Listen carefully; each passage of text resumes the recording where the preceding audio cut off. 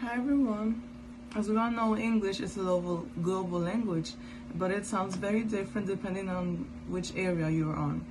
It goes from the streets of London all the way to the coast of Australia. Accents are a reflection of history and identity. So let's look at some examples. The United Kingdom, it's like called received pronunciation, also known as RP, and that's the formal King's English. For example, instead of saying a cup of tea would be absolutely lovely, wouldn't it? In a more British accent, you would say, a cup of tea would be absolutely lovely, wouldn't it? But then you have the Cockney accent from the East London, famous for its rhyming slang. A famous phrase is when you say, I'm going up the apples and pears, and that means I'm going up the stairs. Or instead of saying Harry Potter, you say Harry Potter. Or if you just want to say like I want a bottle of water, you will say bottle of water.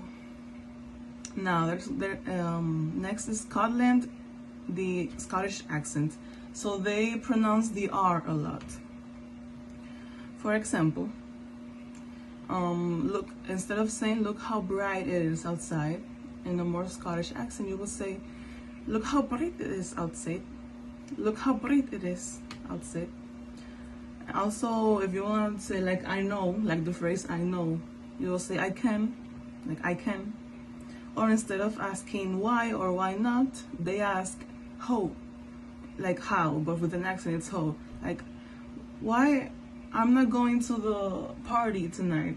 And they will ask how or how no. Okay, let's go to the North American accent. In the US, most people know the general American accent from movies, but regional dialects like the Southern drawl add a very different flavor. For example, howdy, y'all want some sweet tea? Okay, the last one is World Englishes, like Australian and more accents.